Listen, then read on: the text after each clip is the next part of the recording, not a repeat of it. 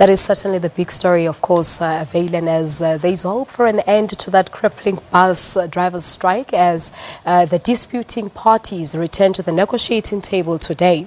The South African Road Passenger Bargaining Council's worker unions led by SATAWU will resume talks with the employer body at the CCMA in Johannesburg today. Meanwhile, thousands of commuters are once again stranded this morning as the strike enters its second day. Affected commuters have been urged to make use of alternative transport. Worker unions led by Transport Union SATAWU are demanding a 12% increase. Management of various bus companies and management is offering between 6 and 7% salary increase that's built into a 3-year agreement. In a statement, Transport Minister Dr. Blade Nzimande has appealed to all parties to urgently find a negotiated settlement. All right, we now cross live to our reporter Zolani Moya in Port Elizabeth. Zolani, a very good morning to you. Earlier on, you were somewhere in the Nelson Mandela Bay Metro. Whereabout are you now? A very good morning to you. Yes, we are crossing live once again here at the Motherwell at taxi rank, where about 30 minutes ago, whereby this particular taxi rank in Motherwell was jam-packed with commuters. But at the moment, the situation here is not really pleasant. It's cold, very cold, and people had to be here at 5 o'clock to brave the cold weather conditions. When I spoke to various taxi drivers, they were saying to me that they are indeed are benefiting a lot from this a bus strike. However, it's still very unclear when this bus strike is going to end.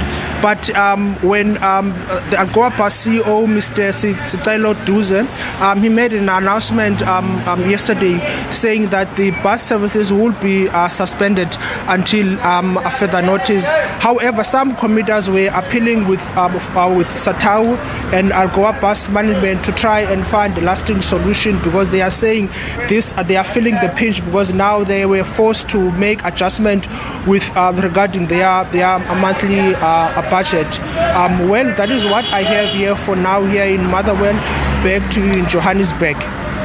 All right, Zolani, thank you so much to our reporter there, Zolani Moya, live from the Motherwell taxi rank in the Eastern Cape, of course, updating us on that bus strike. Now, in Cape Town, our reporter Nomawethu Solande is standing by in Mitchell's Plain this morning. Nomawethu, a very, very good morning to you. Talk to us about the situation there.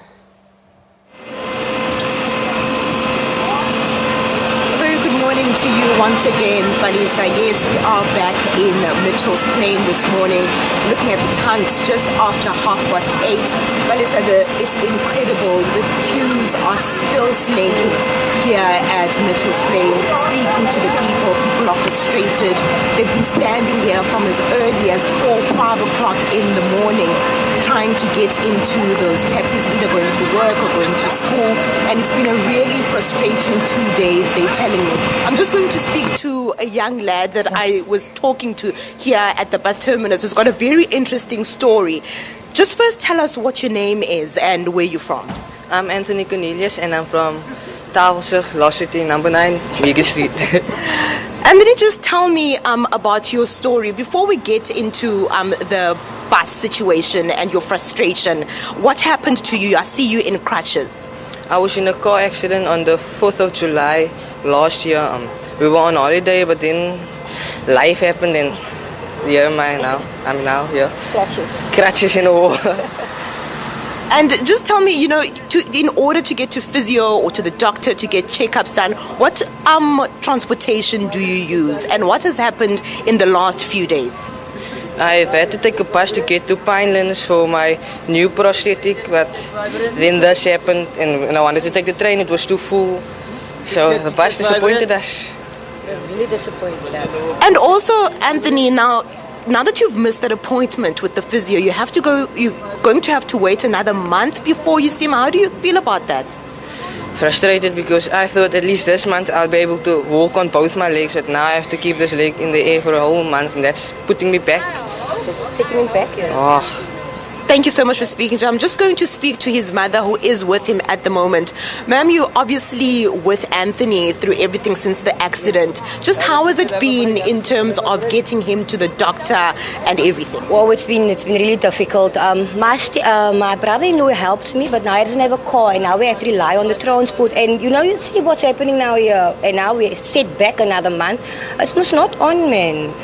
I really hope it's going to be sorted out soon, really. And now that he's missed his very important appointment, like he said just now, he was hoping that he was going to be using both his legs now. How do you feel as his mother? It's disappointing. It's gut-wrenching because now he has to suffer. And you know, I help him. 24 hours a day, I am there for him.